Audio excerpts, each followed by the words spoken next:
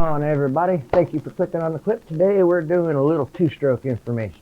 I'm going to do it a little bit differently. I'm playing around with the different programs and do a little screen in screen and screen out of screen, and yeah, I'm screwing around with stuff and having fun.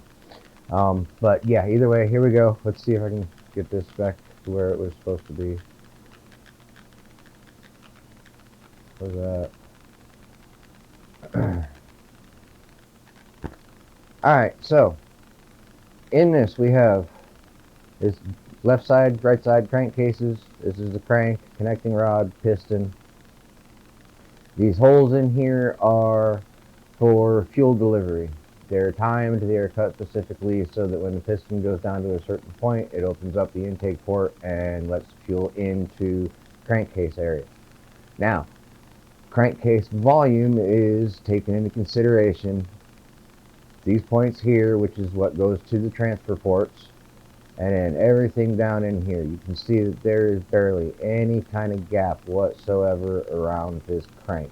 The main areas you have are underneath the piston, the valley that leaves the gap for the connecting rod to go through, and that's about it. Here we go, some more Tri-Z cases. Now you can get a better view. If you look at the top case, you've got, this is where the crank sits. This is 100% sealed from the transmission. The transmission gets a different fluid. Any oil you put in the transmission does not, supposed to not, get into the crankcase area. On these motors, there's very tight tolerances and very tight clearances. You can see how much of a gap there is not in between the crank and the valley for the crank to sit in. It's in the cases. These windows right here are not in every crank design. Honda and Kawasaki do not use them. Yamaha does. In '86 they put caps in them. This helps with lower volume, letting you get a little bit more air fuel into the bottom end, and pretty much gives you a good pulse of fuel and air.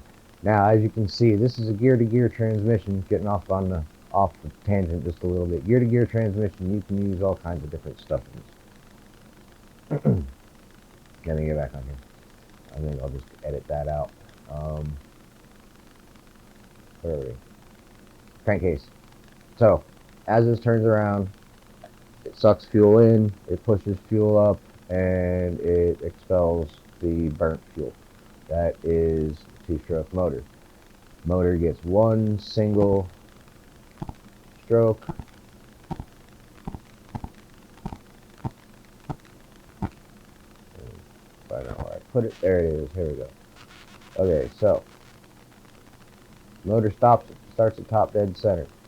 Piston comes down.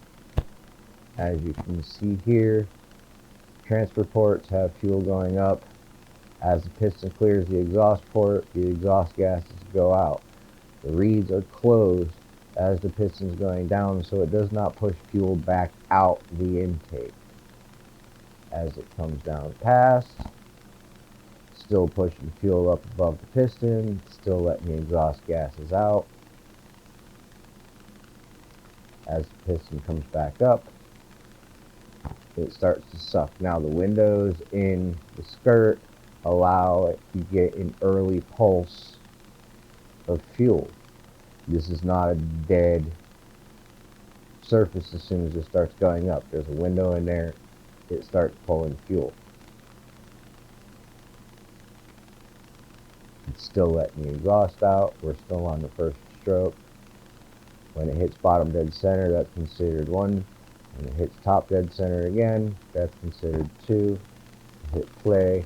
This is the cycle of the motor. You watch the arrows, you watch the dots and the squiggles, and it's pretty much how everything works. You pulse in, pulse up, pulse out. This is the basic functioning and workings of a two-stroke motor, and that's pretty much it. The next video in the series, we will get into leaks. What can leak, how it can leak, and what can happen. different places that a motor will leak, can leak, and has leaked. We'll also get into symptoms, what happens when it leaks. These are all upcoming videos I will get into. I also have a video that's going to be going on Patreon that has to do specifically with the turbo cut crank. What they're doing is they're grooving these cranks, and they call it turbo cuts. I will get into that in detail and what it does, what it's supposed to do, and how it actually helps with performance. Some of the next videos will also be in port work and motor work. A whole bunch coming up. This is just the first of many. I really appreciate you guys clicking on this. It's just basic two-strokes. Get back to the animation here. One more time. Starts up top, comes down, pushes the fuel up, pulls the fuel in, pushes the exhaust out as the crank goes around. That is two-stroke motor. Fires every time it hits top dead center, unlike a four-stroke motor that fires every second time it hits. So every time this motor comes up, it fires.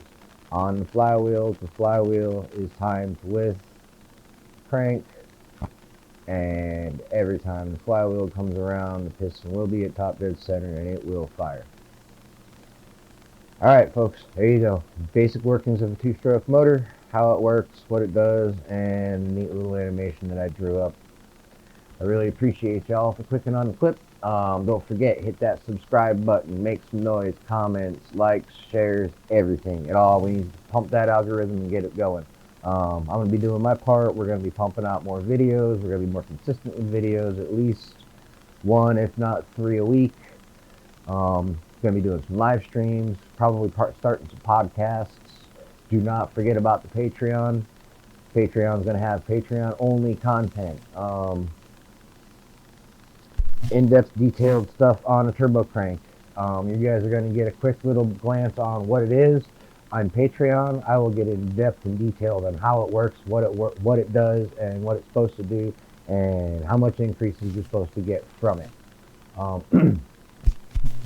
You know, might make me sound a little bit greedy, but people pay for education. People go to college every day. I've got over 30 years building motors. I've got training from factory technicians. I was grilled and drilled on how to port motors and how to build motors. This is nothing new. This is nothing that I just decided to start doing one day. I've perfected my technique over the years, and I'm very proud of what I can do. Anybody that's had a motor built by me that's got race porting or any kind of real good port work done knows that I don't lie, it works. We'll be getting into all kinds of different free horsepower, where you don't need bolt-ons, you don't really need to do a whole lot. You can just go in there, clean stuff up, and modify a couple little things, and you'll get more power out of it. Really appreciate it. Have a great night, guys. Until next time, peace.